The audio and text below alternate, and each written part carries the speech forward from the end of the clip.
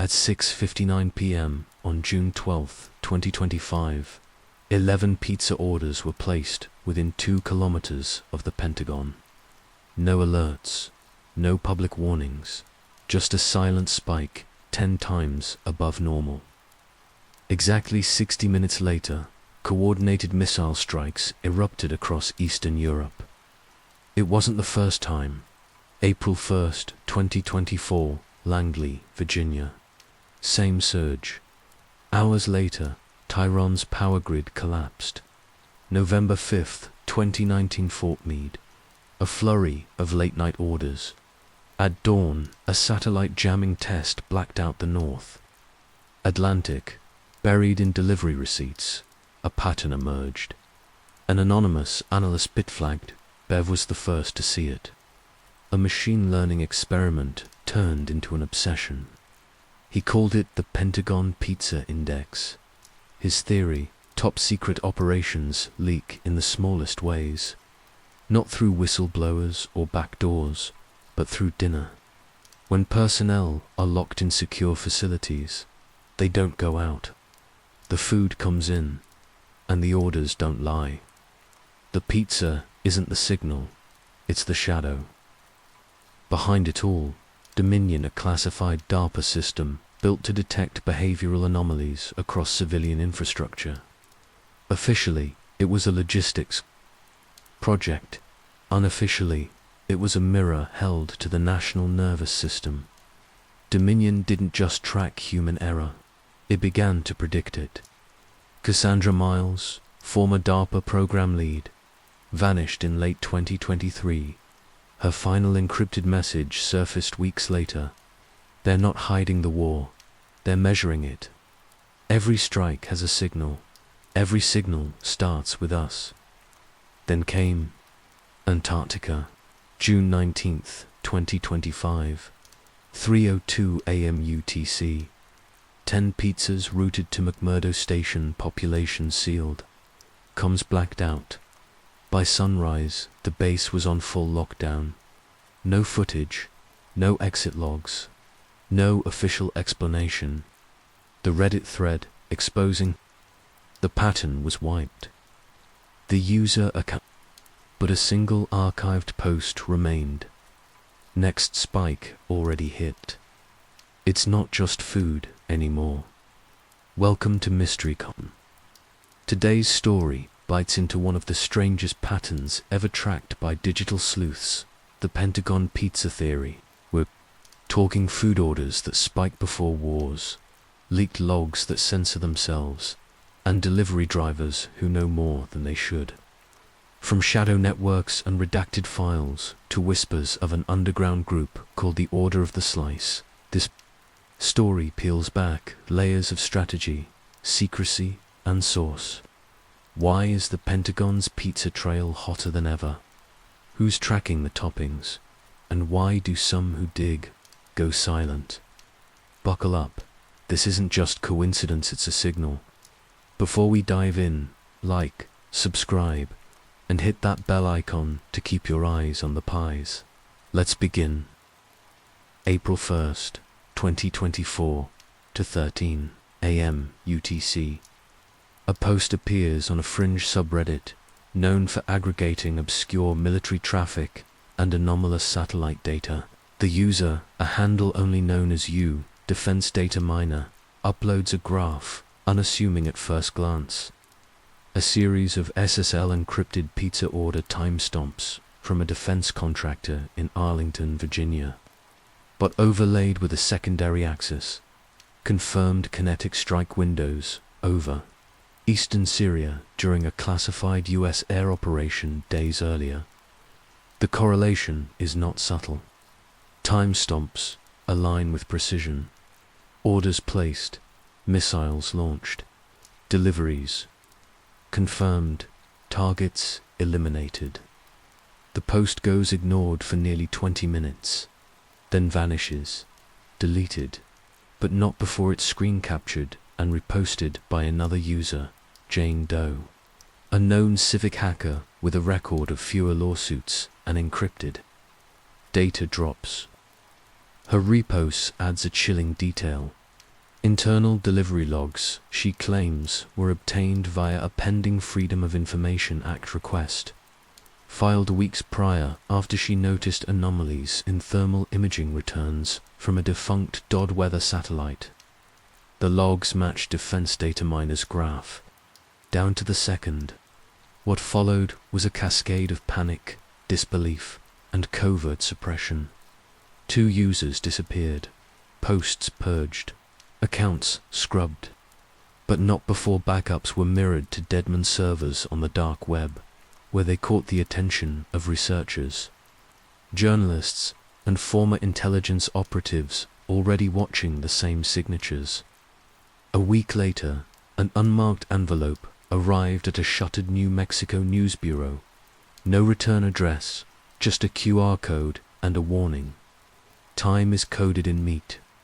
The QR led to a partially decrypted archive of what appeared to be internal Pentagon order logs, dated March through April 2024, redacted but clearly authentic, watermarked with an outdated SOCOM credential schema. Some pages were blank. Others had entire paragraphs replaced with the phrase, "Delivery confirmed." The signature format matched pre-2012 Joint Special Operations Command protocols, but JSOC has denied using that format in over a decade. Why it resurfaced now, and who had access to those records, remains unexplained. One of the files bore a scrambled file name that, when corrected, translated from base 64 to the phrase, "Feed the Shadow." The same phrase had previously appeared in a 2009 NSA audit leaked by Reality Winner, in reference to an experimental ISR satellite network designed to self-pass battlefield communications in real time. The program, once thought mothballed, now showed signs of silent reactivation. And amid the post-2023 fallout from a high-altitude drone incident over the Strait of Hormuz, where a US Reaper drone was shot down by an unidentified aerial asset, not Iranian, not American, these files ignited something far larger than speculation. The Pentagon order logs were only the start. What began as a cryptic series of pizza orders had unraveled a hidden operation buried beneath a paper trail of food receipts, strike maps, and thermal anomalies invisible to the public eye, but blinding to those trained to see the signal inside. The noise, the deeper researchers dug, the more the anomalies multiplied.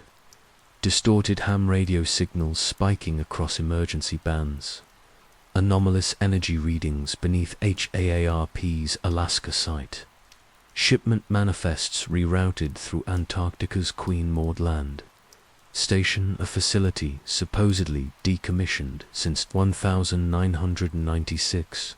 Then came the internal leak from a disillusioned logistics officer identified only as Nomad 773, who sent a 44-page white paper to 3 foreign embassies, alleging a covert program he called Monarch Logistics, tasked with embedding encrypted command structures into civilian supply chains. The paper included photographic evidence, crates marked as FEMA medical aid, but containing hardened flight cases with biometric locks. The barcodes, when scanned, they pulled up real-time telemetry from drones not listed in any official US inventory. Meanwhile, Jane Doe vanished from the web. Her server nodes went silent. The civic hacker who once sparred with DHS lawyers in open court, now completely off the grid. But 4 weeks later, a deep web forum admin posted a partial audio file traced to an anonymous Tor node last active in Northern Virginia. The clip was less than 10 seconds. A woman's voice whispering. They weren't pizza orders. They were launch codes, then static, distorted low frequencies. A tone recognized by acoustic analysts as matching the encrypted pings used by submerged military beacons in the Pacific Proving Grounds, decommissioned since 1974. But the audio was fresh, untouched, authenticated by 3 separate labs. Somehow, something or someone had accessed dormant Cold War era infrastructure and used it to broadcast a warning or a countdown. Connections began forming fast. A former SETI contractor claimed he'd seen similar timing codes in the background noise of a failed 2019 WOW signal replication. A British defense analyst pointed to a redacted GCHQ brief describing a signal architecture layered through e-commerce APIs. Then, the file dump started, encrypted .tar archives, titled simply Echo Drops, each one traced to a different continent, each one tied to operational nodes once associated with defunct intelligence programs, MK Often, Chaos, Stargate. The contents were part cipher, part diary, part instruction set. What emerged wasn't a story. It was a map of operations, of timelines of ghosts that had never left the machine. One echo drop included photos taken from inside a known NSA black site near Bluffdale, Utah. The images showed racks of fiber optic servers with folders labeled reverb and substrate. According to a defector known only as Fallen Tactician, reverb was an experimental AI system designed to anticipate geopolitical flashpoints before they occurred. Trained on decades of war games, surveillance feeds, and economic forecasts. But the system was shut down in 2017 after a catastrophic simulation. Predicted global collapse stemming from a supply chain trigger event. That event was labeled, chillingly, Operation Saucer Dust, the simulation's epicenter, a DoD logistics node in Arlington, Virginia. The same node tied to the pizza order leaks. The records, the simulations, the broadcasts, all pointed to one thing: predictive warfare no longer being theory, but policy. And somewhere along the way, someone flipped the switch, with echo drops now scattered in dark web dead zones. An emergent group calling itself the Lattice surfaced, not a group, exactly, but a decentralized network of former Intel operatives, rogue AI researchers, and data forensics black hats. Their goal: decrypt the full monoclogistics file tree, but access was tiered, time-locked, geofenced 2 regions inside former NATO bases. Worse, the files appeared to evolve. Early keys no longer worked.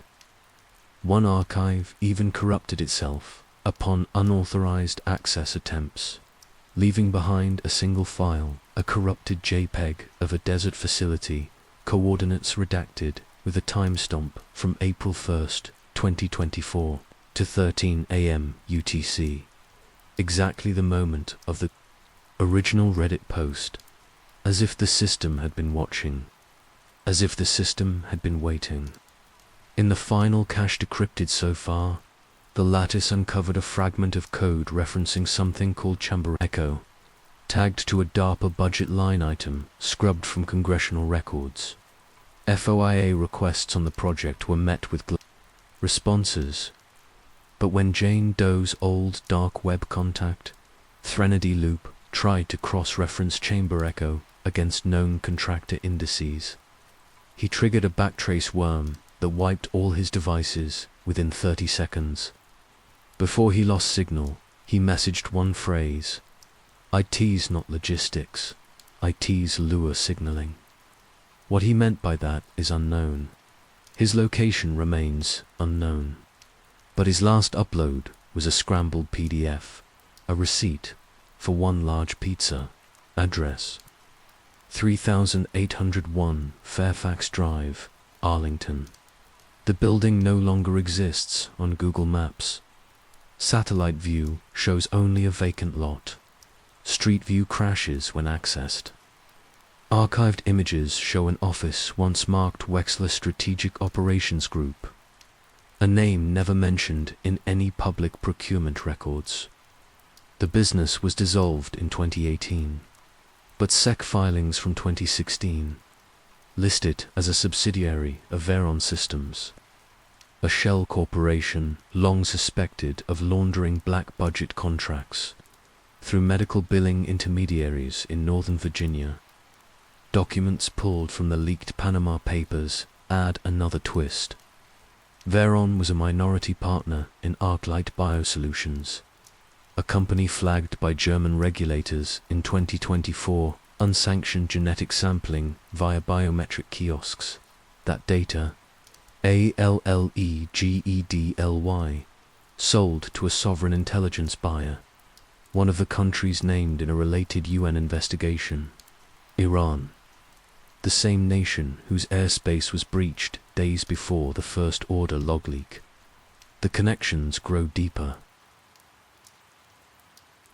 In one cache tied to ArcLight, a set of biometric schema templates was labeled Project Orpheus. Dates ranged from 2018 to early 2024.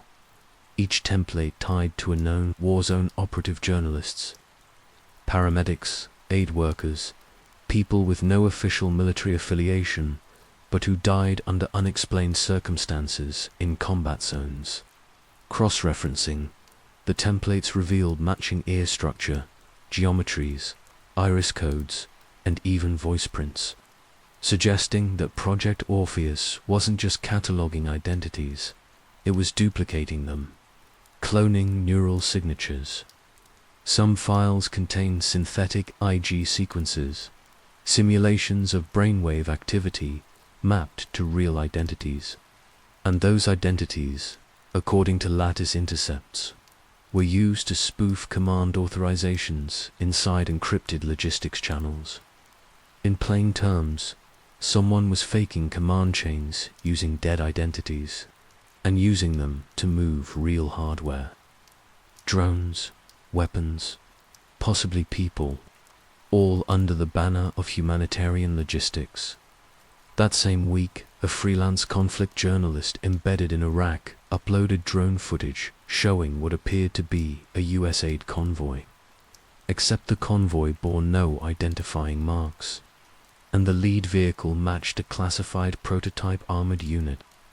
Shelved in 2019, the journalist, Armin Khoury, was later found dead in his hotel, officially ruled a fentanyl overdose. But metadata on his recovered footage showed a single frame embedded with a hexadecimal string. Translated, it read, "Gate opens, phase 2, and then silence." But what if that was only the beginning? The phrase phase 2 reappeared, again 2 months later, embedded in a corrupted data packet intercepted by a university research satellite over the South Pacific. The signal irregular, pulse modulated, and partially coded in EBSTIC matched a classified transmission standard last seen during Operation Ivy Bells, a Cold War-era wiretap initiative targeting Soviet submarine cables. But there were no cables. In the region, only a deep ocean trench and an uncharted relay, buoy registered by maritime intelligence as dormant since 2003. Signal analysts working with the lattice reconstructed fragments of the payload. Among them, a file titled Fourth Variable. It was encrypted using a custom cipher matrix previously attributed to Unit 8200, Israel's elite cyber intelligence division. But the codebase bore markers of hybrid architecture AI-generated sequences wrapped in human fallback syntax, as if written both by a machine and for a human operator. One analyst described it as an executable prayer.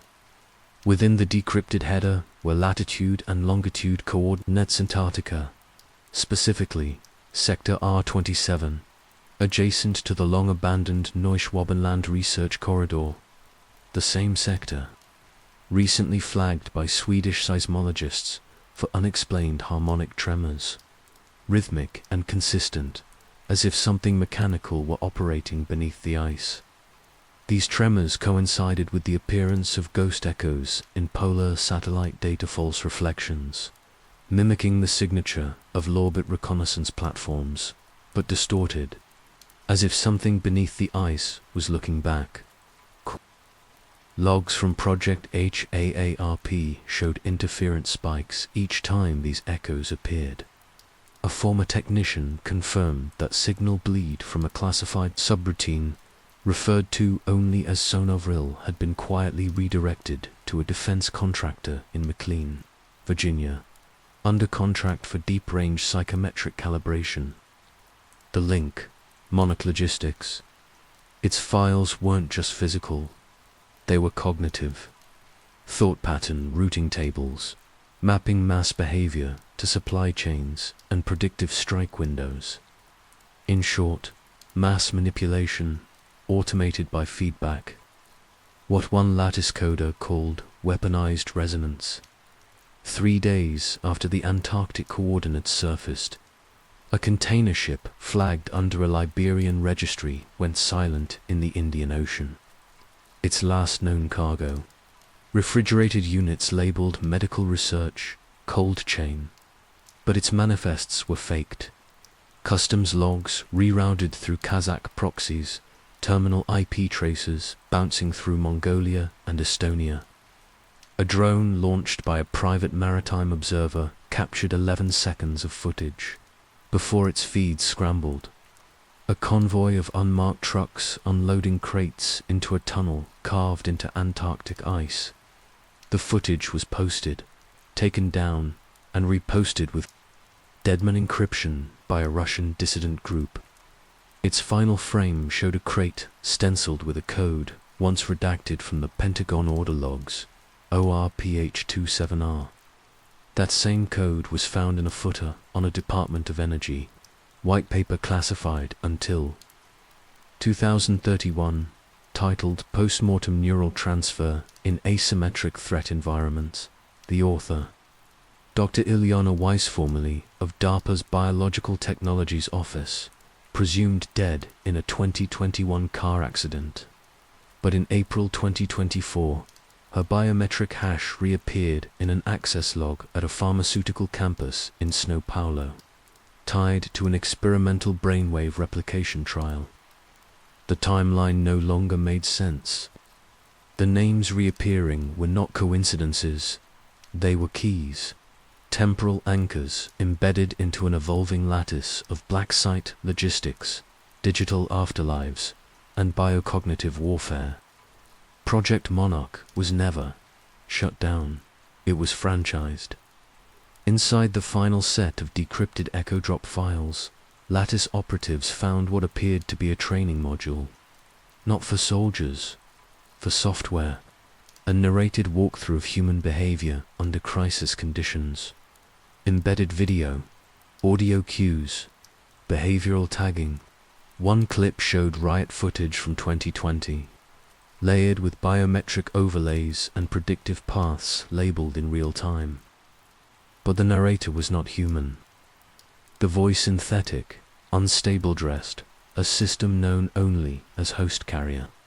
And its instruction, acquire profiles, iterate patterns, deliver consensus.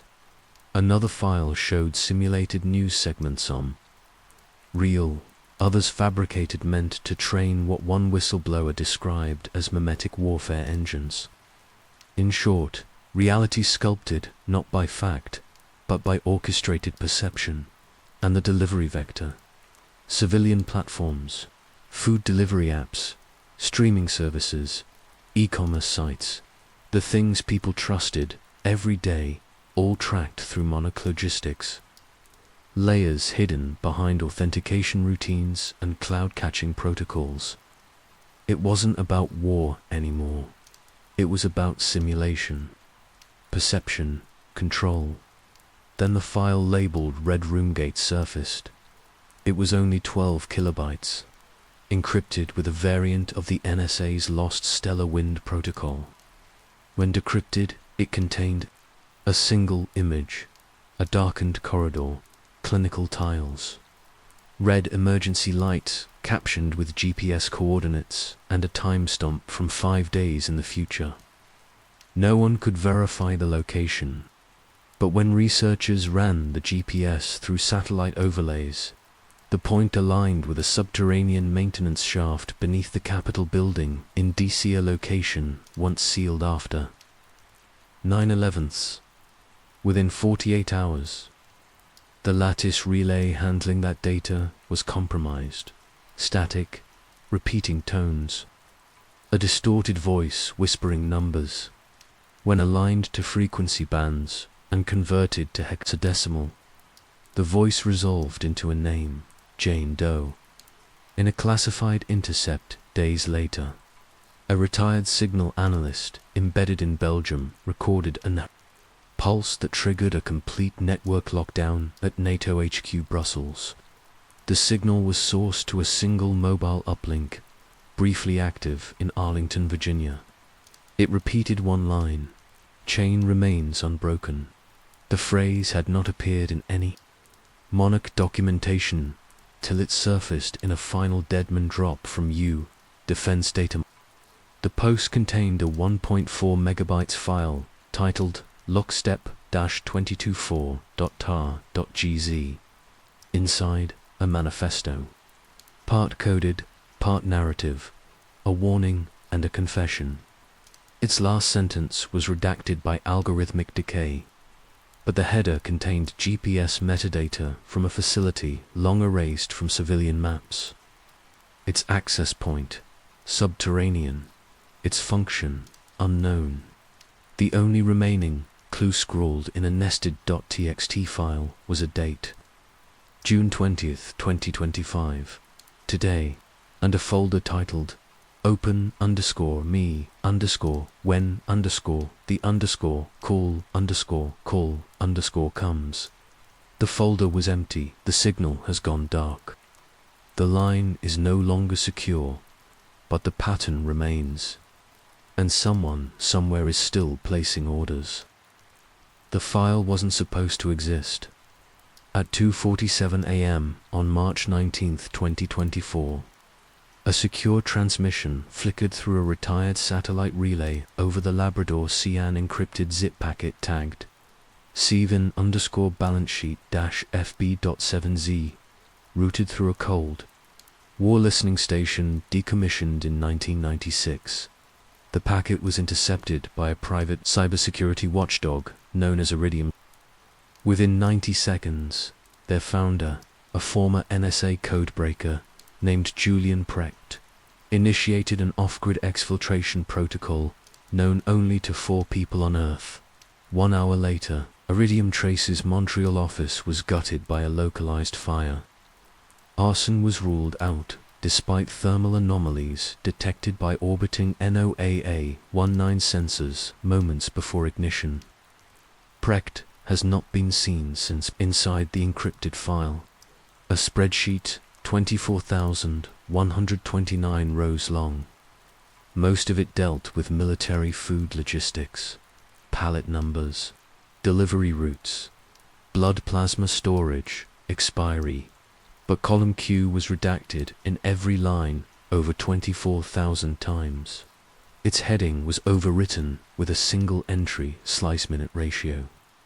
No official metric by that name exists in any NATO supply chain database, but internal Defense Department documents obtained via FOIA suggest it was used in correlation with operational civil metrics, a term blacklisted in all post-2015 budget reports.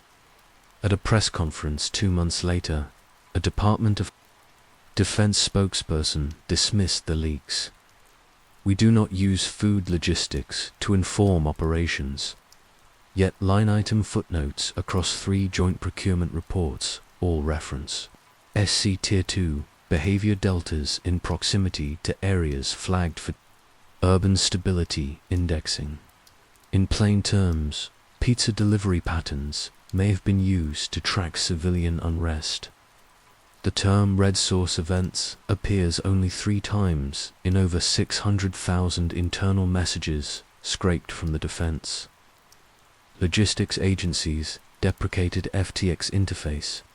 Each mention aligns with a redacted operation later connected to civil suppression. Drills in domestic urban zones. The suggestion fast food data was being cross-referenced with behavioral compliance. Specifically, who stopped ordering and when. A former logistics systems analyst, codename Burner 9, who defected from a Pentagon contractor in late 2023, now claims the slice-minute ratio had nothing to do with food. It was a proxy, they wrote in a locked thread on a forum. Every slice scanned at a POS created a timestamp signature. Aggregate velocity over time equals stress index. They weren't tracking hunger, they were mapping fear. According to Burner 9, the slice-minute ratio was only calculated during spikes in localized civil noise protests, blackouts, false alarms. The most consistent data points were recorded at midnight, during what internal memos call post-contingency. Drift. The name of the program managing it. Cenaret. No record of Cenaret exists on any known federal server. Footage recovered from a raid-locked laptop in a Virginia e-waste facility shows a flickering heat map animation labeled Cabravo Trace. And it plays over a 7-hour loop. In the top right corner, a line of text flashes every 60 seconds. Latency, tomato. The visual shows urban sprawl zones glowing with pulse intensity as time passes. In some neighborhoods, the lights dim entirely. A faint siren echoes beneath the video's audio. And then, at timestamp, 4 hours, 6 minutes, and 22 seconds, the entire map shuts off. Another leaked slide deck, marked FOUO, and dated November 2022, contains this directive. If Savine metrics drop below 0.83, initiate thermogenic overlay via Q. No explanation is given, but the term Q-nodes does appear in a 2019 patent filed by a front company registered to a Langley, Virginia mailbox. The patent describes remote induction of consumable feedback latency through non-invasive urban grid calibration. The inventor's listed name, G. Caldera, matches a deceased DARPA contractor who supposedly died in 2014. Within weeks of these files circulating on encrypted forums, 3 separate metadata scrubber tools were pulled offline. A Berlin-based tool, Feuerfuse, issued a final update disabling spreadsheet extraction entirely. A changelog note simply read, "Data infected. Audit trail compromised. Do not trust columnar redactions." Users on archive boards began screenshotting unredacted headers before automatic deletes were triggered remotely via OW's commands linked to unknown root keys. One user posted a partial header dump before going dark. The last visible line, cherry. Index Zone H9. Zone H9 corresponds to an abandoned FEMA staging area in northern Utah. Decommissioned in 2009, but satellite imagery from March 2024 shows fresh tire treads, thermal bloom signatures, and a new roof segment that reflects irregularly under IR. No activity is recorded by any municipal sensor grid, a nearby town reports. Nightly low-frequency hums between 2 and 4 a.m. Several residents described them as like refrigeration compressors, but underneath the house, across multiple cross-referenced datasets. The term red source appears less frequently, but always adjacent to operations involving high anxiety zones, post-incident calm, and rapid social cohesion shifts. A 2021 training manual from the U.S. Army Psychological Operations Command includes a hypothetical called source spill protocol. Its scenario: a local pizzeria experiences a data outage, and within hours, Foot traffic drops 23% citywide. The conclusion, culinary distribution latency can serve as early behavioral deviation signal. This isn't about pizza. Not anymore. The question isn't what they were serving. It's what they were measuring, and what they needed to predict before it happened. In a restricted use DHS email chain dated July 2023, one analyst asked, "What if red source velocity greater than 1.2 during a black swan trigger?" The reply, from a redacted account, "Then we'll know it's begun." Redacted documents are rarely just for secrecy. They're strategic. A mission is a language, and sometimes what's blacked out isn't hiding something, it's pointing to what's missing. Column Q wasn't removed for security. It was removed because someone else already knew what it meant, and they needed to be sure the public never saw the full recipe. July 18th, 2011, 3:12 a.m. A power surge flickers through a low-security data node buried beneath Arlington, Virginia Sector 12 Delta, an off-network transfer station tagged for decommissioning in 2003. But something has just connected. For 18 seconds, a Class 4 encrypted file code named slice.protocol.13 activates remotely, pulling from a dormant subroutine written in a forgotten dialect of C developed during Reagan's second term. No known agency takes credit. Security. Logs vanish. 2 guards are reassigned. 1 vanishes the following week. The file is traced to a private satellite uplink, bouncing off a decommissioned DARPA relay once used in Project Sleeping Profitin, abandoned attempt to integrate psychic telemetry with drone swarms. But the broadcast's signature is older and far stranger. Deep spectral analysis reveals a repeating tone buried beneath its encryption, a pitchless hum precisely matching the resonance used during M-Culture's auditory trials. The location of origin, a shuttered pizza parlor in foggy Bottom directly across the street from an unmarked defense contractor that doesn't appear on any tax rolls. There is no accident here, and it's not the first time that signal has surfaced. The first recorded instance dates back to October 1985, the night the Order of the Slice was allegedly founded. Urban legend writes them off as a parody cult born from college dares and late-night Pentagon jokes, but declassified FOIA fragments hint at a different origin. A memo from the Joint Psychological Operations Group heavily redacted mentions Pattern Group, Delta Sierra, with embedded civilian test subjects reporting compulsive culinary hallucinations and sympathetic neural imprints following exposure to subliminal conditioning through televised food advertising. The phrase involuntary ritual compliance appears 3 times. No context, no author. The memo is dated October 17th, 1985. Exactly 1 week after a fire gutted a classified M. Kanaumi annex in Laurel, Maryland. Coincidence collapses under weight like that. Behind every joke, there's a buried nerve. The Order's insignia pizza slice, superimposed with a Pentagon, began appearing in backroom newsletters circulated among contractors at Fort Beaver and MacDill, AFB, just once per month. Always postmarked from Arlington. Always unsigned. Surveillance footage obtained through a whistleblower in 2016 shows a group of 12 figures entering the back entrance of Piazza Luna, an otherwise unremarkable restaurant with 4 a.m.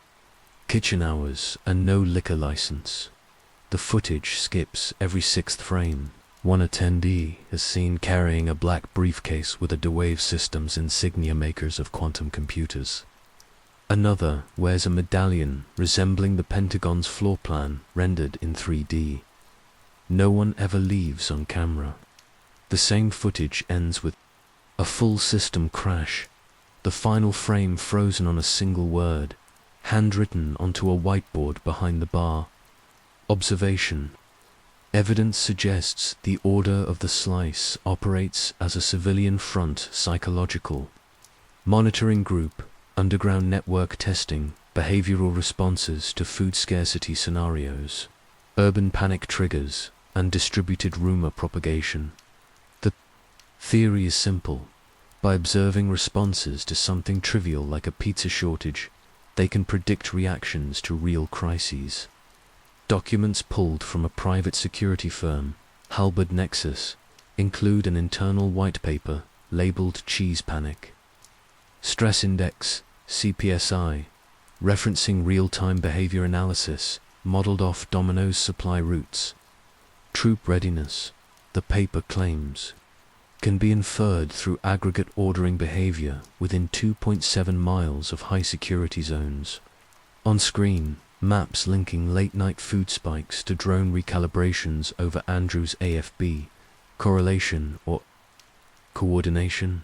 The answer remains sealed under a civilian NDA, shielded by Section 6 of the Homeland Culinary Observations Act. An appropriations anomaly inserted into a 2007 military spending bill. Then there's the voice. First picked up by amateur SETI monitors near Socorro, New Mexico. A scrambled broadcast repeating a single phrase every 91 minutes. The table is set. The slices must align. No language match, but when played backward, fragments of a Reagan-era speech on Soviet deterrence emerge. Audio engineers from the European Acoustics Surveillance Project confirmed the harmonic signature matches only one known synthetic voice used during a DARPA-funded psychological warfare trial, codenamed Echo Whisper. That voice was never supposed to leave the lab. One surviving technician from the project, known only as Juliet 9, now lives in hiding under unwitnessed protection. In a leaked deposition, she describes being shown a rotating schedule of civilian test zones, bars, diners, and fast casual restaurants with embedded monitoring devices coded to trigger involuntary microfacial expressions. When asked who ran the program, she answered, "They never said, they just called them the kitchen." In 1999, an internal audit at the Department of Defense uncovered 27 missing surveillance vans assigned to domestic monitoring detail. Each van was outfitted with high-frequency emitter arrays disguised as HVAC maintenance vehicles. All 27 were last pinged within 6 blocks of restaurants, later linked to lobbyist gatherings. One such location, Zeno's Fire, an upscale bistro in Crystal City, shut down abruptly after a single night's exposure to a rogue microwave pulse that disrupted all Bluetooth and cardiac pacemakers in a 3-block radius. The pulse lasted exactly 1.13 seconds. Its waveform matched archived HAARP experiments, never approved for civilian environments. The only employee on shift that night was never interviewed. Her personnel file sealed under emergency health protocols lists. Her emergency contact as a known alias of Project Monarch's regional handler. Nothing about this adds up cleanly. On the night of November 3rd, 2022, an unmarked drone briefly hovered above a Capitol Hill eatery known to be frequented by Senate staffers. Cell towers in the vicinity registered a spike in encrypted outbound packets originating not from mobile devices, but from the building's refrigeration units. Cybersecurity experts flagged the anomaly, describing it as a low bandwidth mass psychological inference, dump a term with no precedent in public science. 2 hours later, 3 Senate aides fell violently ill, reporting hallucinations, involving spiraling pepperoni wheels and faceless men slicing reality into triangles. One later claimed they had seen the blueprint for silence. They were placed under psychiatric observation. One has since disappeared. Their final journal entry reads, "No more crust, only core." The order's reach is surgical, not widespread, but surgical. Sources inside a defunct behavioral analytics firm, StrotNetQ, describe one final test, Operation Oregano, a beta-level trial run in 4 Midwestern cities during the height of the 2020 lockdowns. Civilians were unknowingly exposed to microdoses of scentless aerosolized compounds released through modified delivery boxes. Cameras embedded in smart doorbells collected facial responses. Results were fed into a Pentagon-linked AI, known only as Fathom. Fathom's job: prediction, micro-instincts, panic readiness, allegiance shifts under minor duress. One consultant claimed the program found a neural kink, a universal recoil reaction triggered by triangular symmetry in conditions of hunger and isolation. In other words, the subconscious recognizes the slice, even when reason does not. As the threads converge, one figure reappears. Codename: Veritas Black, a data broker, former DARPA contractor turned defector. Last seen uploading a cache of encrypted PDFs to an offshore server tagged as DeepPan_11. Among them, blueprints for a ritual never executed to trigger mass compliance through a synchronized global signal. The key: 12 triangulated locations, all pizzerias, aligned with the golden ratio along military base ley lines. The documents end abruptly. The final file is corrupted. Its title reads only, "One ritual remains unseen behind closed doors." Then nothing. Jane Doe was 34 when she disappeared. A civic data researcher with a background in behavioral statistics and algorithmic bias. She had spent the last 5 years parsing procurement data and mapping unusually consistent spending patterns between Pentagon subcontractors and food service vendors within the Washington metropolitan area. Her breakthrough came after discovering that several high-level Department of Defense accounts listed under innocuous catering budgets had recurring invoices from small, privately owned pizzerias located near secure installations. But it wasn't the purchases themselves that drew her attention. It was the timing. Each major invoice was preceded by classified troop mobilizations or psychological readiness drills, sometimes by as little as 72 hours. Jane suspected the restaurants were acting as behavioral monitoring hubs, gathering data on civilians in proximity to key military nodes. Her working hypothesis was simple but dangerous. These vendors weren't serving pizza. They were serving predictive models, tracking how stress, hunger, and rumor could synchronize to trigger public reaction before policy ever hit the airwaves. In May 2023, Jane published an anonymous paper under the pseudonym Spectral Fork. It was online for 43 minutes before it was pulled. Within hours, her laptop bricked itself mid-boot. Her access credentials were revoked from the Civic Transparency database she helped build, and a nondescript sedan was seen parked outside her residence for 2 nights straight. 2 weeks later, she failed to show up to a speaking engagement at the Civic Tech Now conference in Chicago. The last message she sent to her sister read, "They're monitoring delivery routes. Don't trust heat signatures. Slice level 4, alert zone." She was never heard from again. Michael Reynolds, 52, is a man who doesn't talk unless you've earned it. A retired logistics officer with 24 years of classified cargo experience. He spent his career moving what others didn't want. Documented packages without manifests, routes without maps. He came out of retirement in 2019, quietly consulting for a mid-tier defense contractor until a routine internal audit flagged something that shouldn't have existed. Delivery manifests, overlapping troop deployments with bulk cheese shipments.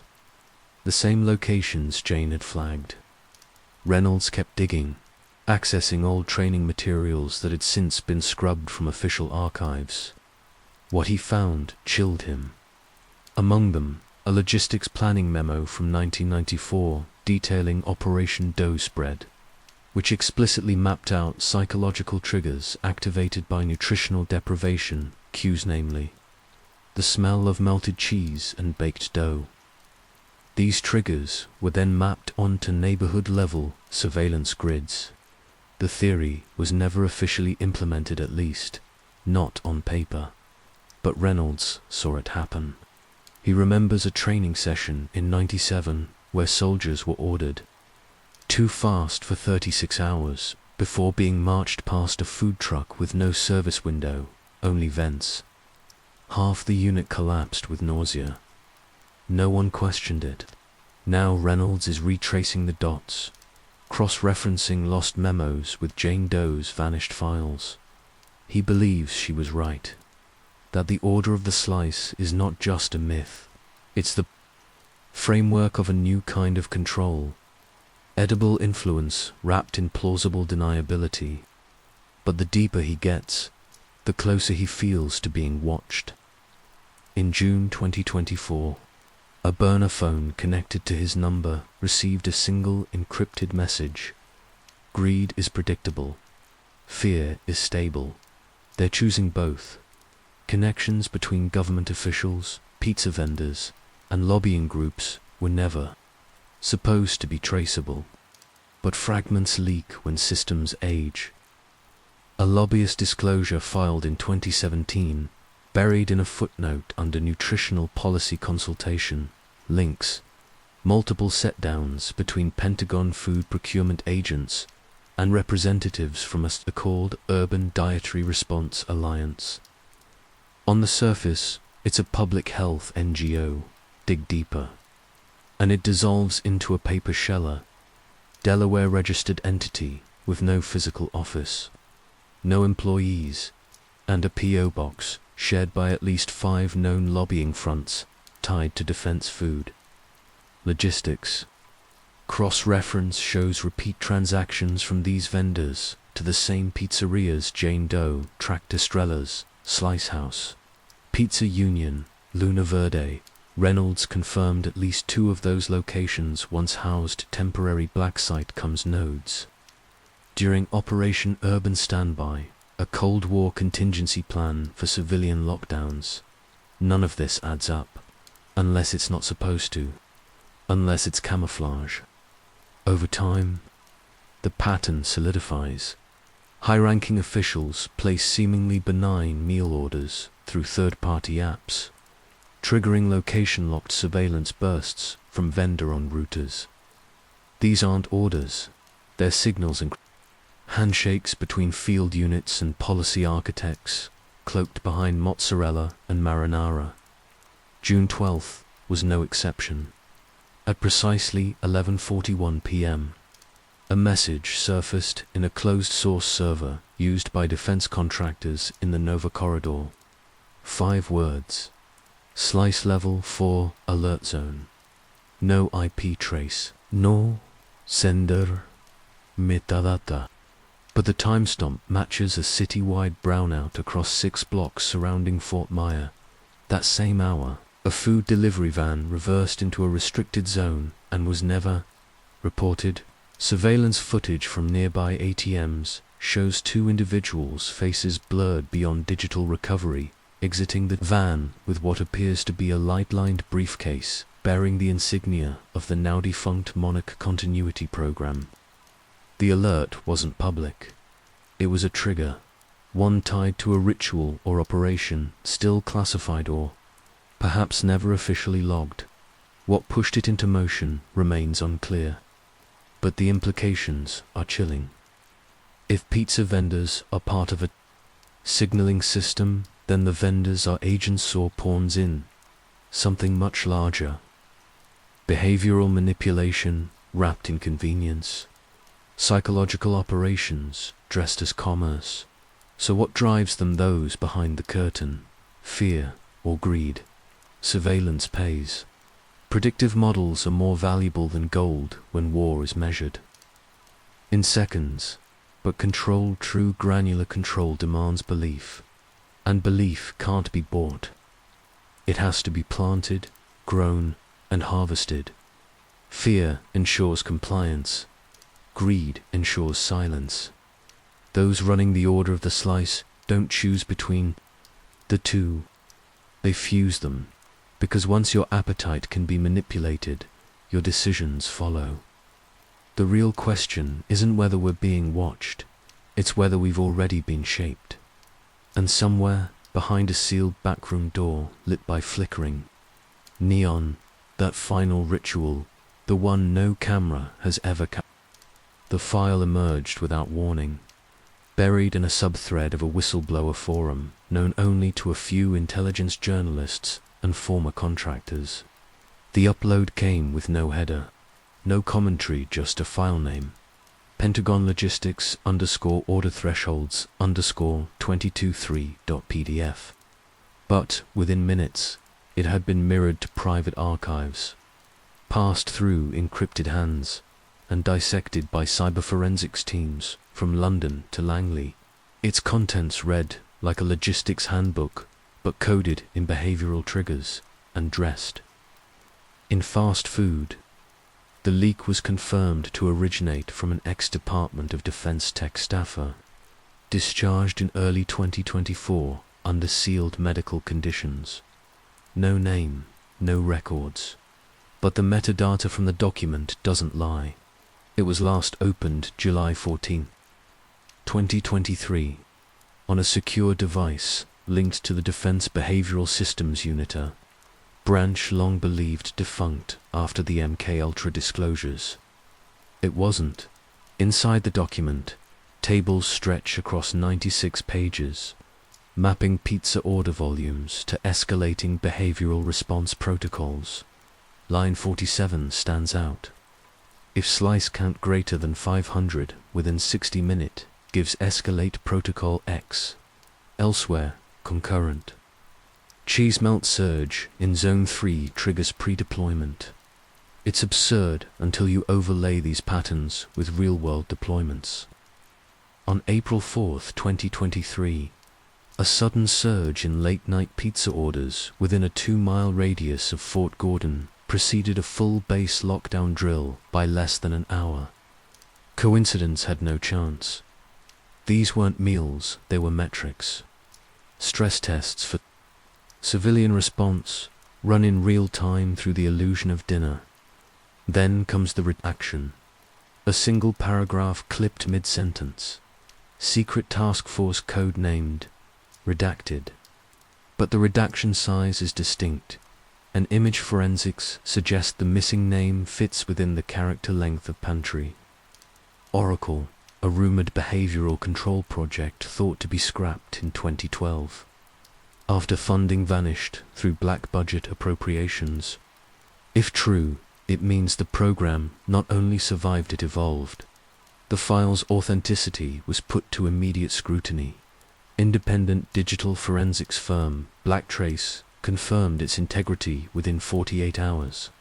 Embedded metadata points to a workstation in a now shuttered analytics office 2 floors below the Naval Observatory. Washington, D.C. A restricted area used only during Tier 3 alert cycles. Timestamp logs match up with a known server error logged on that date in the Pentagon's own data archives, later dismissed as a routine patching conflict. There was nothing routine about it. A technician in contact with the whistle claimed that during the crash window, a live dashboard tracking edibility index compliance went dark across 19 jurisdictions. When it came back online, the thresholds had changed. Higher sensitivity, faster escalation, fewer overrides. The system had adapted, but to what? One margin note in the file is handwritten, faint, nearly erased. What if that blank line holds the key? For analysts, The line is everything. That code name redacted may be the organizing principle tying together decades of civilian psychological manipulation, predictive crisis modeling, and urban behavioral training exercises. Because if pizza is the pattern, then the people are. The payload, the infrastructure is already embedded. Every app, every order, every kitchen-placed router becomes part of a feedback loop. A real-time social nervous system running beneath the surface of ordinary life. What we eat, when we eat, who we eat with. The system sees it all. 10:07 a.m. A static-filled interview begins. Blurred face, distorted voice. Location, unknown. The source identifies herself as Marla, a former UX tester contracted to a third-party app development firm that provided white-label software to food delivery services in the DC area. Her job, on paper, was to test user interface latency during peak hours. But the software she was handed came with built-in packet sniffers data mining scripts designed not to enhance user experience, but to extract biometric data, swipe pressure, dwell time, micro-hesitations on topping selections, all relayed to a secure server that Marla could never access. After 6 months, she asked her supervisor who the client was. The answer, "Don't worry, it's just slice research." She quit the following day. 2 weeks later, her car was torched in a grocery store parking lot. Fire report, inconclusive. She now lives under a different name, but her final statement lingers. It wasn't about food. It was about reflex, and they already know yours. 11:16 a.m. A second witness steps forward. Male, mid-40s, former Army PSOPs, stationed in Nevada until a sudden discharge in 2015. His voice is calm, calculated. He refers to the order not as a conspiracy, but as the shadow grid. He claims that during routine cognitive fatigue training, his unit was shown a series of images, none disturbing, just repeating photos of pizza slices. At first in clear daylight, then in progressively dimmer light, then in black and white, then abstracted, reduced to triangles, then nothing but crust. By the end of the week, he says, half the unit experienced identical dreams. A circle cut 12 ways, rotating in the sky. The slices were time, each one marked a phase. He never received a formal explanation, but he remembers this.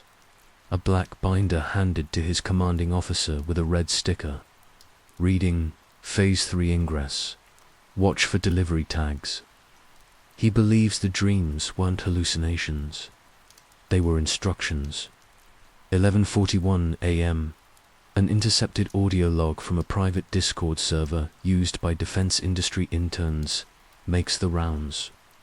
The clip, barely 2 minutes long, contains snippets of a late-night voice chat where one user, ThinkRust88, describes being pulled into a clearance quiz during a summer internship at a lobbying analytics firm. The test included questions about theoretical delivery delays, national morale, and acceptable loss ratios in zones with low topping density. Most interns laughed it off. But later, during a meet and greet with visiting brass from an unnamed office, one of the higher-ups looked directly at ThinkRust88 and said, "Don't worry, son. It's not real unless you ordered anchovies." The joke didn't land, but the moment stuck. Later, the intern discovered his security badge had been upgraded for a department he never applied to. The name on the clearance system, SLICE Watch, 1158, A.M, in a noise-cancelled bunker beneath Northern Virginia. A third witness agrees to speak, but only in metaphor. He refers to himself as the taster. He claims he worked on flavor profile modulation for MREs during the Iraq War and was later transferred to a black-budget behavioral nutrition unit. His job: reverse engineer food compounds that could subtly influence serotonin spikes and suggestibility within controlled environments. The test vehicle: civilian pizza chains. Flavor enhancements weren't about satisfaction. They were about timing. A precise window of chemical compliance opened 13 minutes after ingestion, just long enough to trigger a consent loop during drone operation briefings or voter outreach trials. You don't need to hypnotize a population, he says. You just need to make them crave what comes next. Each testimony points in the same direction. This isn't about a secret cabal hiding behind pizza boxes. It's about a system, modular, invisible, self-reinforcing. The order of the slice is not a group, it's a protocol. Executed across platforms, layered into logistics, masked as comfort. And every new testimony peels back another slice, each one closer to the core. My name is Maria Lopez. I've been the delivery manager at Pentagon Pizza Palace for 6 years. I know every regular by name, every odd delivery route, and the rhythm of the place like I know my own heartbeat. That night was off. Phones rang off the hook. Ovens baked non-stop at midnight, which shouldn't happen. Thursday nights are steady, never crazy. But this wasn't normal. We had 34 orders between 11 p.m. and 12:30 a.m. That's triple the usual. I didn't think much of it at first. Maybe someone posted a TikTok, I told myself. Maybe some influencer tagged us. But no one in the kitchen looked hyped. We were scrambling. There was tension in the air, like waiting for a storm you know is going to hit, but can't see yet. I was terrified something serious was about to happen, not because of a specific moment, but a build-up. The kind of thing your gut whispers, before your brain catches up. It started small. A guy walked in at 11:12 p.m. Long coat, sunglasses, hood up. Weird for indoors, but whatever. He didn't order, just paced the waiting area and kept checking his phone. I figured he was picking up, but when I asked who he was waiting for, he said, just passing through. Then he left. Then a woman came, at 11:23 p.m. She asked if she could use our restroom. We don't have a public one, and I told her that. She didn't argue. She just looked over my shoulder at the kitchen, smiled, and walked out. That's when I looked at the clock. It was ticking past midnight, and it still felt like rush hour. Every driver we had was on the road. I texted Miguel. He was on his second shift. Brunand asked if he saw anything strange out there. He texted back, lot of foot traffic by 4th and Emery. Cops driving slow. Everyone's acting like it's New Year's. That's when I felt it in my chest, like the city was holding its breath. I walked outside for a break around 12:15 a.m. I needed air. It was humid and silent.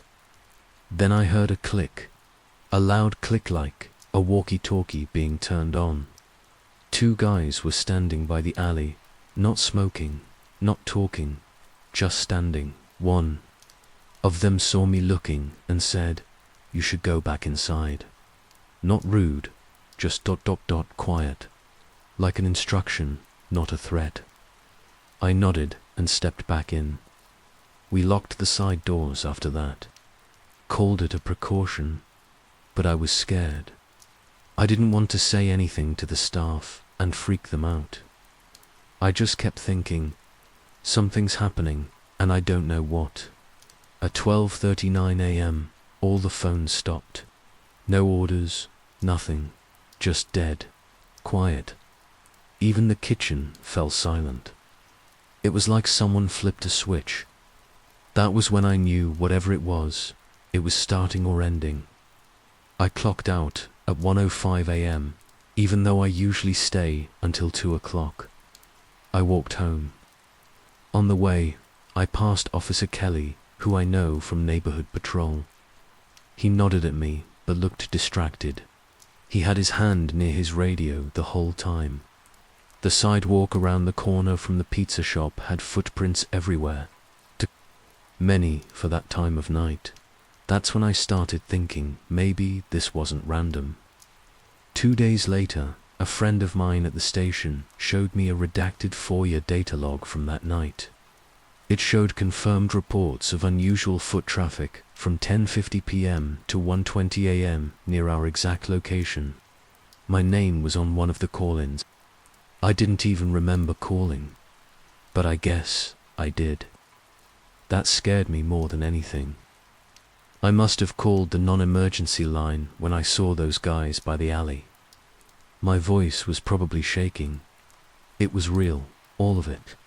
Not just nerves or paranoia. I don't know what exactly went down that night. I'm not claiming aliens or spies or whatever people like to jump to. But something did.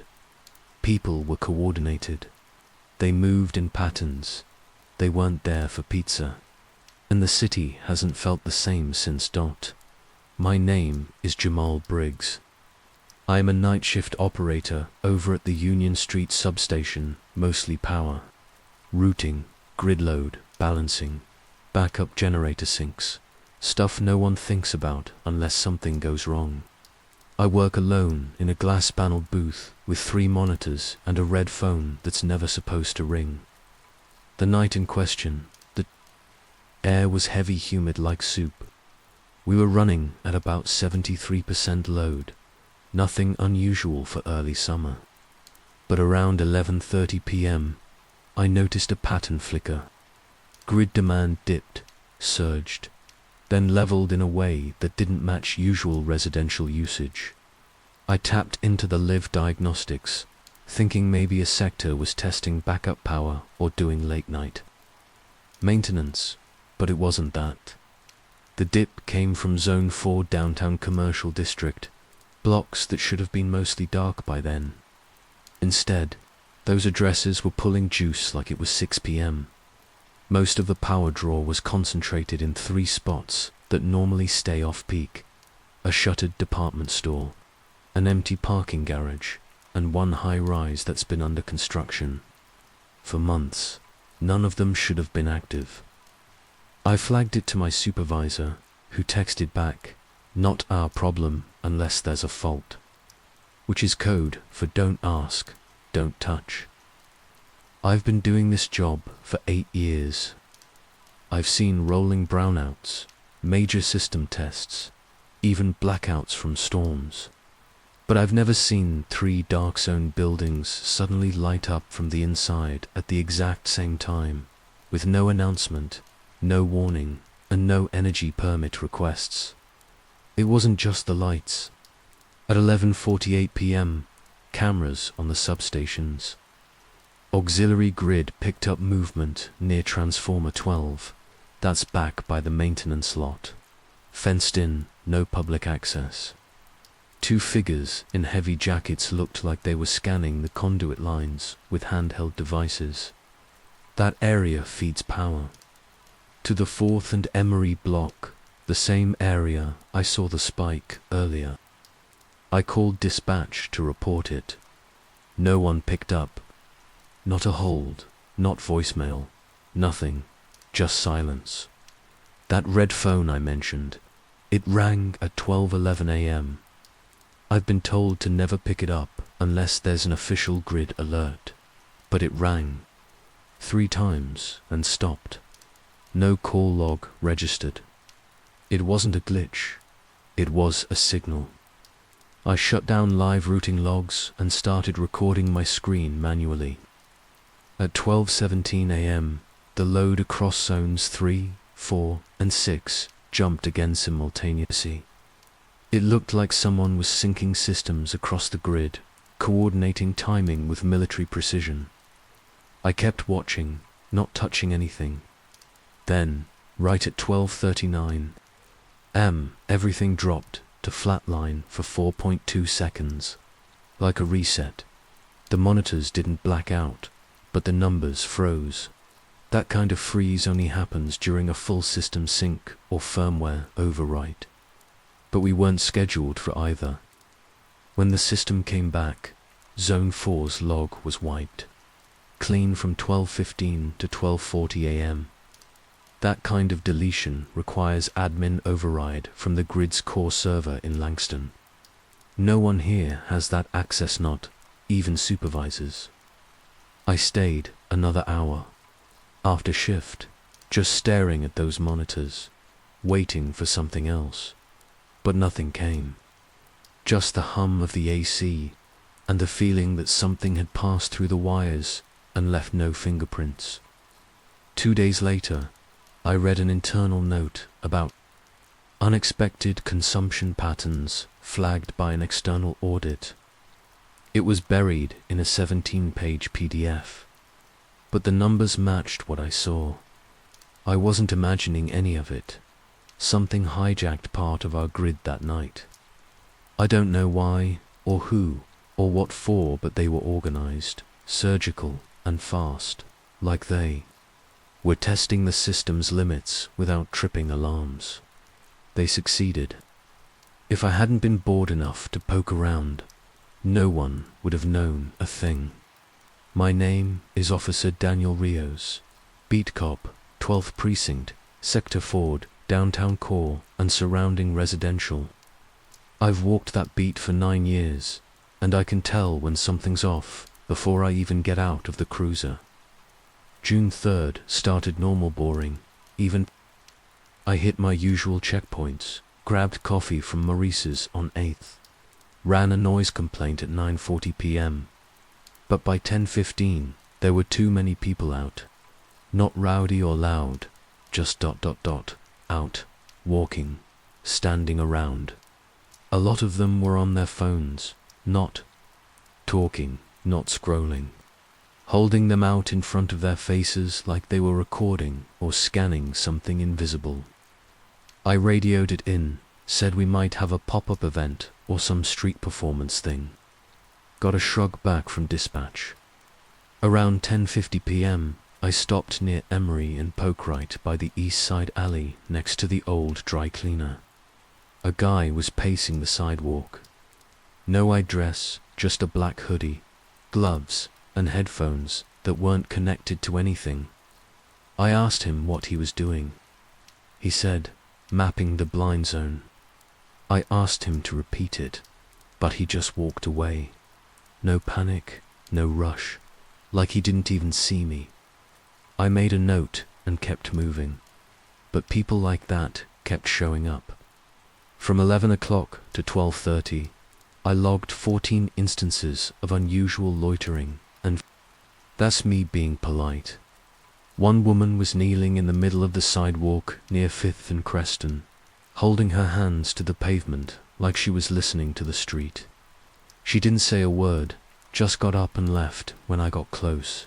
I wrote it off as street weirdness, till I saw them coordinating. At exactly midnight, across 5 different intersections, I saw the same signal. Arm up, phone up, hold, then they moved. Not toward anything, not away from anything. Just together, like they were orbiting something I couldn't see. That's when the traffic cameras started glitching. We got 5 static errors from posts that haven't gone down in 5 years. I tried to call it in again. Radio static. Not weak. I switched to the backup channel. Same thing. The air felt thick, like before a summer lightning strike. Then everything went quiet. Streets emptied in under 60 seconds, like someone hit a mute button on the whole block. I checked on the Pentagon. Pizza spot around 12:40. Maria She was out front, locking up. She looked pale. She just nodded at me like we both knew something was up but didn't want to say it. I walked the block twice more and found more of those weird prints on the sidewalk, arcs, equidistant spacing, like someone had been pacing with purpose. I took photos, but they came out blurry. Even the timestamps were glitched. That doesn't happen. At 1:10 a.m., the streetlights pulsed once. Not flickered, pulsed. Then all the phones in the area buzzed at once. A deep, single-tone vibration. No notifications, just the sound. Then silence again. I didn't sleep when I got off shift. I just stared at my body cam footage for an hour, trying to figure out what I saw. But the weird part, the cam shut off at exactly 12:39 a.m. Came back online at 12:44, 5 minutes gone. No footage, no corruption alert, just a clean skip. Like, those minutes didn't matter, but they did. I don't know what happened in those 5 minutes, but it wasn't normal. And whatever it was, it moved through the city like it had a map and a purpose. I still patrol that beat. Nothing's been the same since. My name is Annika Desai. I run night shifts at Riverview Medical's intake desker, triage mostly, paperwork, and keeping the chaos semi-organized. We usually see the usual: drunk injuries, late fevers, the occasional car accident. But that night, June 3rd, was wrong from the jump. The first thing I noticed was the frequency. We had 12 walk-ins between 10:30 p.m.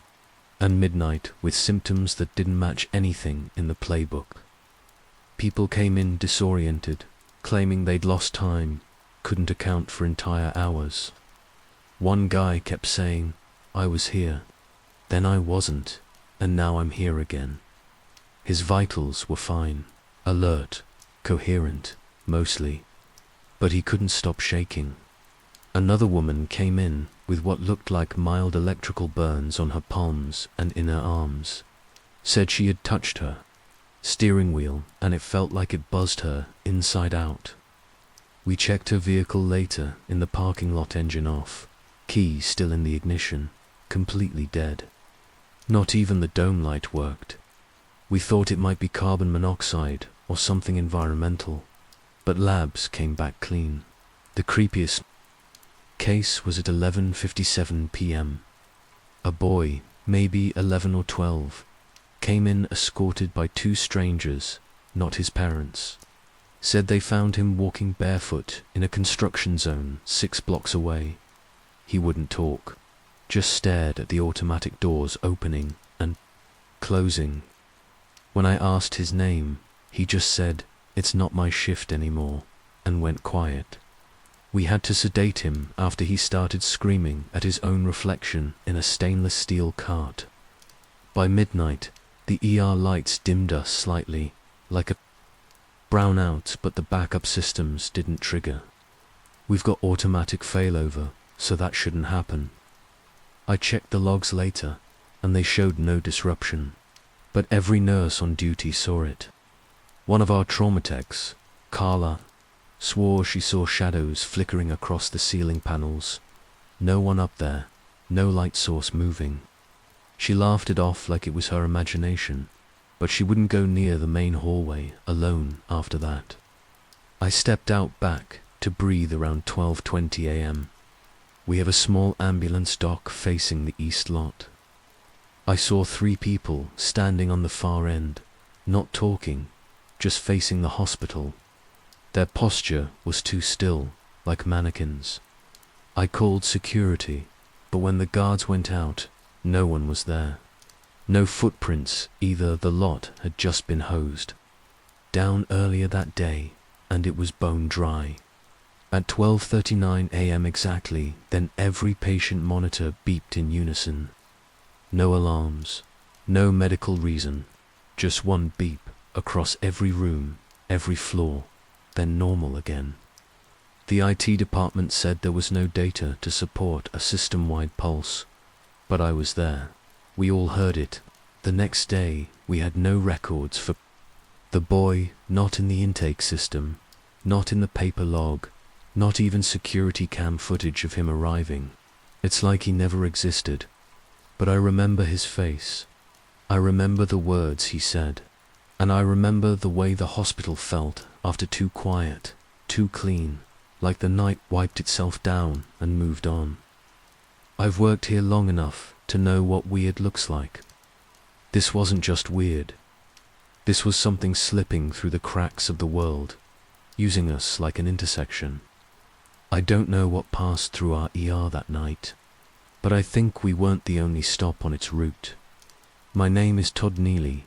I'm a janitor at the West End Civic Library night shift, solo crew. It's quiet work, mostly buffing floors, locking up returns, making sure no one's crashed in the reading nooks. June 3rd started normal light rain, warm air, and that clean paper smell you only get in libraries. I clocked in at 9:58 p.m., same as usual.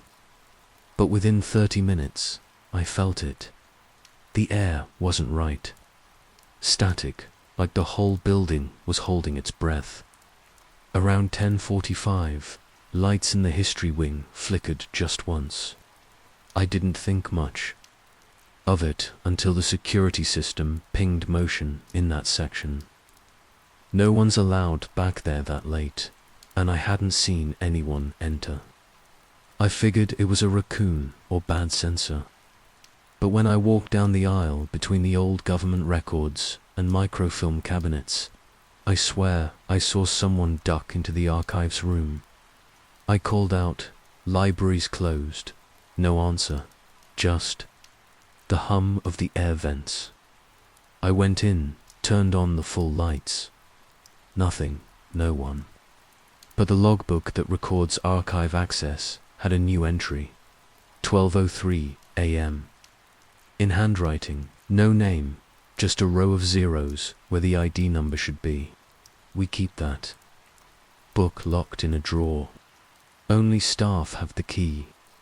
I checked the drawer, which was still locked. I know how that sounds. I started checking other wings, just to be sure I wasn't missing something. When I got to the tech lab, all 8 public use computers had restarted on their own and were showing the same screen, a blinking cursor and a command prompt with the words "waiting for data stream." That's not something that should ever appear. Our machines are locked behind a public interface. I took a picture on my phone. By the time I turned back around, they were rebooting again back to normal. Around 12:30 a.m., the main server in the basement started worry like it was running a full database extraction. Fans spinning like turbines, the hum deep and vibrating through the floor. I went down to check it out. The room was freezing colder than the AC could explain. Checked the logs. There was a huge data transfer logged between 12:17 and 12:39 a.m. But to where? It just said unspecified remote node. I don't know what that means, but the library doesn't upload anything off-site without a schedule, and nothing was scheduled. I pulled the power plug on the server, which should have shut it down instantly, but the fans kept spinning for another 20 seconds after. When it finally powered off, I noticed a strange reflection in the server glass like someone was behind me, but I turned around and there was no one there. I left early that night, didn't even finish the mop run. I emailed the city tech contractor about it the next day. He called me back and said, "Todd, you didn't see anything. Got it. Real calm to calm." Then he hung up, the logbook page with the zeros. It was gone when I came in the next shift. Just torn out like it never existed. I've worked in that building 10 years. I've never felt watched before. Now it's constant. I don't care what anyone says. Something used our systems that night. Used our books, our wires, our signal paths. Whatever it was, it passed through the library like it was skimming knowledge off the surface. Like dipping a net through data. Quiet, clean, gone before the world even noticed. My name is Sharon Malik. I drive nights for Horizon Rideshare, mostly airport runs. Late shift pickups. The kind of rides when no one talks and everyone's tired. I was in the middle of a double shift on June 3rd. Logged in around 6 p.m. and figured I'd wrap by 2 a.m. The city felt weird from the beginning, to quiet in some places, to packed in others. By 10 p.m., I'd already picked up 5 fares, going nowhere near where they said they wanted to go. I know that sounds strange, but let me explain. Each one entered a regular address into the app, like Grove, an 11th or Marston garage, but when I asked if they were sure, they'd just nod vaguely and say, "Yeah, it's close enough." None of them made conversation. They weren't tourists. They weren't drunk. One woman wore all white, no shoes, just sat in the back with her phone out, but never touched it. Her screen wasn't even on. She got out at a construction zone and said, "They'll find me," and walked behind a chain-link fence. No lights, no cars. Just vanished into that site. Another rider, a man in a suit, asked if I had signal shielding in the vehicle. I said, "What?"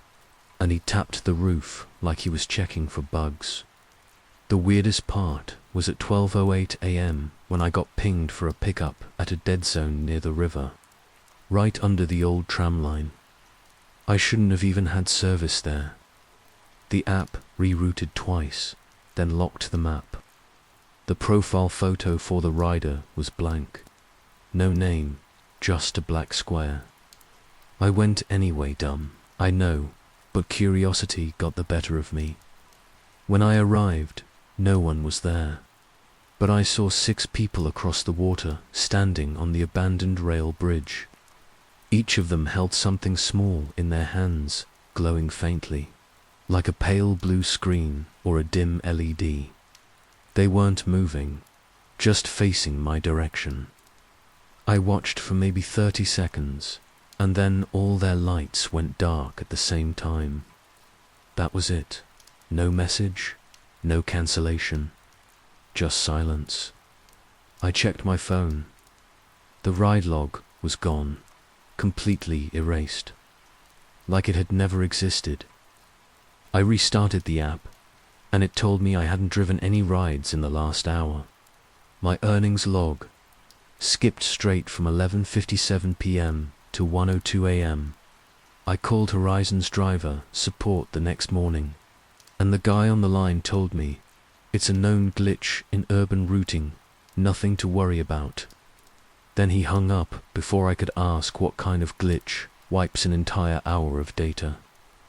I've had all kinds of passengers, angry, sad, wasted, weird. But these people, they weren't on drugs. They weren't confused. They were following something, moving according to a pattern only they could see. I've tried not to overthink it, but that bridge moment, seeing them in a perfect line, holding those glowing things like they were listening to instructions, I haven't shaken it since. I've driven that route maybe 5 times since then. I always speed up when I pass that turnoff near the tram line. Feels like something's still there, waiting for another ride. My name is Nolan Price. I work nights as a drone technician for SkyMap Solutions. We do topographic and structural mapping contracts for the city, mostly boring stuff unless there's an infrastructure fault or a sinkhole warning. On June 3rd, I was running a standard calibration flight along the river corridor, mapping soil shift near the old drainage tunnels. Solo op, just me, a laptop, a thermos of bad coffee, and 2 quadcopters. In the air. Around 11:15 p.m., one of the drones picked up unexpected thermal signatures, humanoid shapes in a disused lot off Emery and 6th. It flagged as a potential trespass alert, so I zoomed in. But when I adjusted the focus, the figures were already moving, not fast, just ... wrong. Each movement was too smooth, too identical, like they were synced or ghosting each other's steps. I'd seen heat ghosts before, residuals from warm pavement or ventilation, but this was different. The bodies showed full heat profiles, elevated core temps, limb motion, head tilt, but they didn't cast shadows at all. The second drone, flying 40 feet higher, caught the same scene from a different angle. The figures weren't visible on its optical feed, just thermal. That should be impossible. I locked the footage and started a diagnostic loop to check for corruption. Then, at 12:09 a.m., both drones lost GPS signals simultaneously. Not drift, not weather interference, just total zero. They hovered mid-air, like the satellites didn't exist. I tried switching to manual override, nothing. My controller interface froze. That's when the laptop screen flickered and displayed a message I've never seen before or since. Just 3 words in black text on a grey screen: stream not. Required no sender, no system name, no trace in the OS logs after. A few seconds later, both drones powered down and landed themselves a failsafe. That shouldn't trigger unless I issue a direct recall. When I retrieved them, their SD cards were completely blank. I mean zeroed, like factory fresh. I've flown hundreds of missions. I've had weather wipes, magnetometer drift, even lightning interference once. But I've never had both units go dark, land, and purge themselves with no command. I didn't report it. I knew what corporate would: separator, error, firmware glitch, anything but admit the hardware was hijacked. But I did log the thermal scan timestamps later. I checked against city security feeds for that area. You guessed it, there's a 5-minute blackout in that window. Every camera pointed at that block went dead from 12:35 to 12:40. Perfect sync with my drone crash. Nobody talked about it. No press. No city tech memo.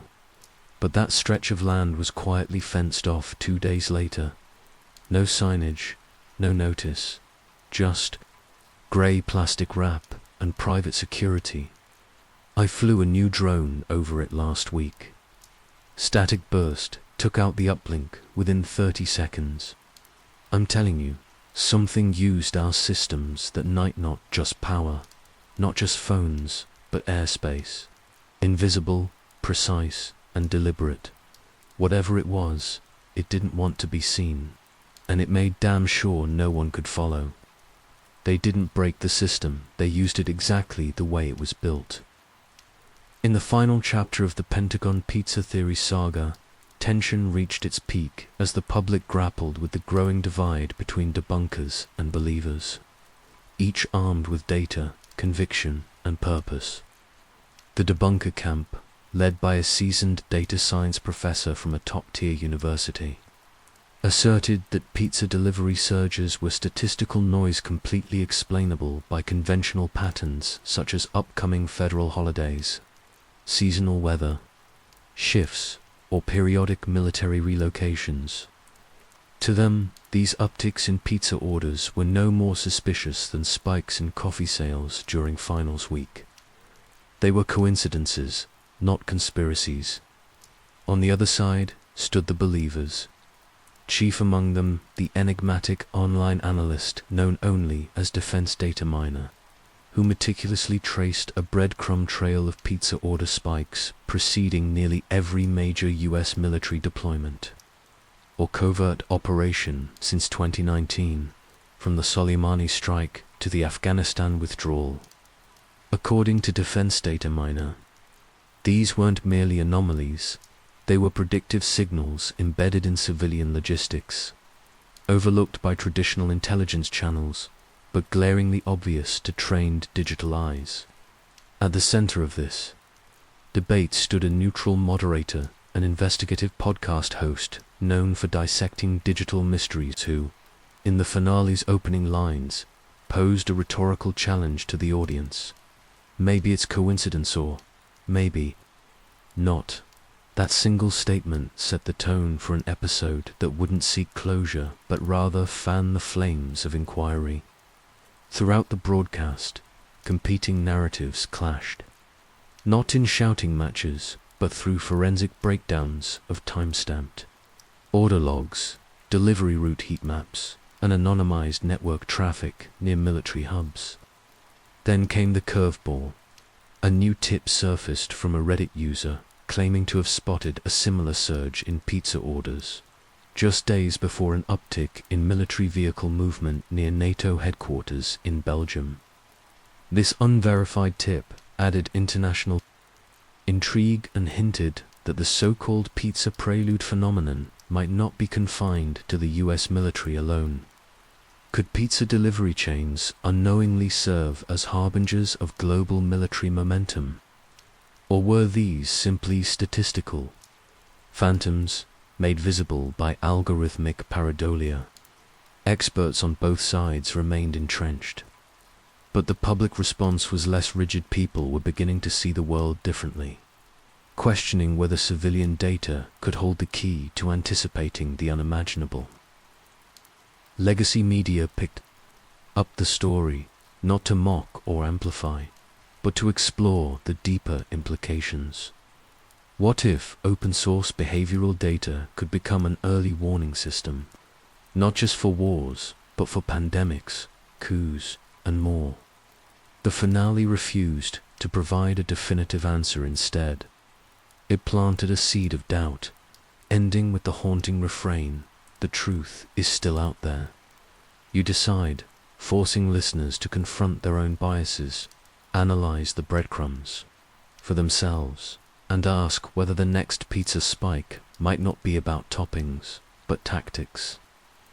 As the dust settled from the explosive finale, the Pentagon pizza theory transitioned from an obscure internet curiosity to a flashpoint in national discourse, with academics, intelligence, analysts, and amateur sleuths all weighing in on the strange convergence of pepperoni and geopolitics.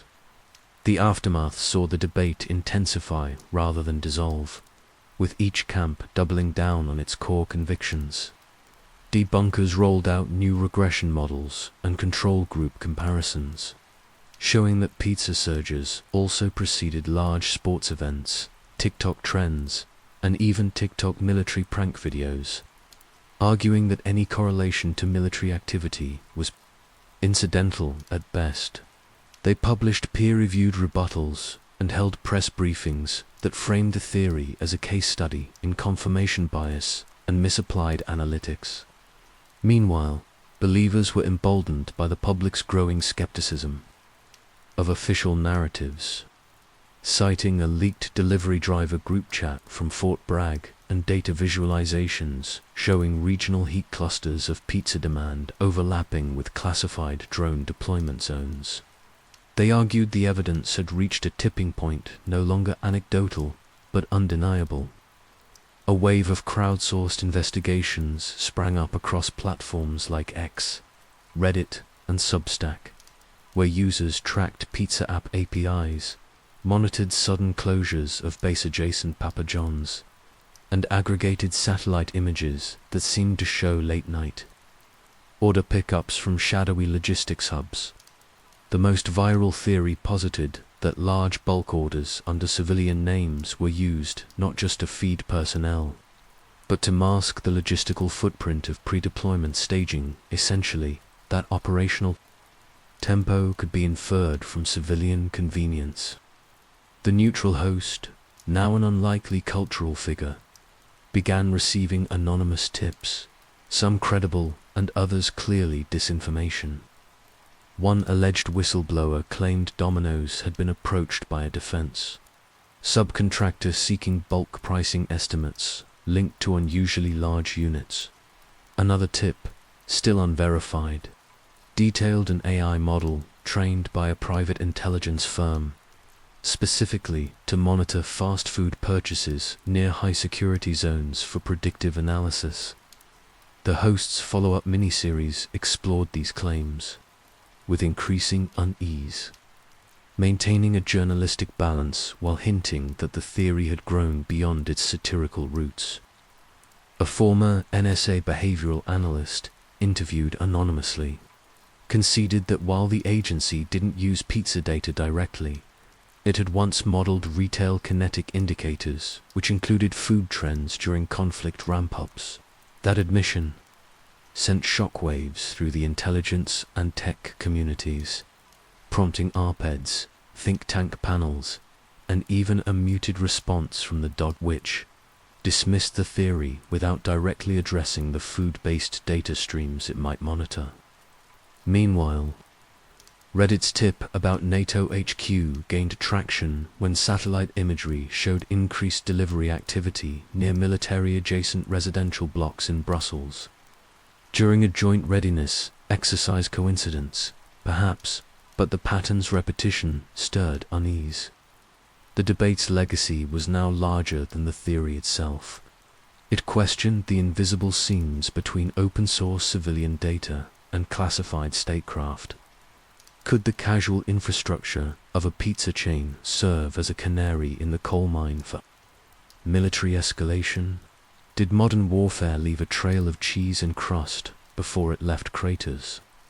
The final, lasting impact wasn't proof, but paranoia. Citizens began looking sideways at pizza trucks parked near government buildings. Activists called for food, data anonymization. Surveillance skeptics warned of a reverse panopticon where everyday behavior could reveal the movements of the powerful. In the end, the Pentagon pizza theory endured not as a conspiracy, but as a philosophical pivot point, a case where data met myth and spawned something messier: collective doubt. As the host signed off with an infamous line, "The truth is still out there. You decide." The theory slipped from narrative into legacy, forever marking the intersection of digital sleuthing and the deep, greasy undercurrents of military secrecy. So what if it's not just pizza? What if these late-night orders are smoke signals, sent not to the public, but to those who already know what's coming? From hidden files to silent witnesses, one thing is clear: the Pentagon pizza theory isn't just a fringe idea anymore. It's a map scattered in plain sight, written in receipts, and whispered through crust and code. Still think it's just dinner rush? Thanks for watching Mystery Con. If this left you with more questions than answers, you're not alone. Drop your theories in the comments, and if you've seen something strange, say something like subscribe, and hit that bell icon so you never miss what they don't want you to know. Until next time, keep watching the toppings.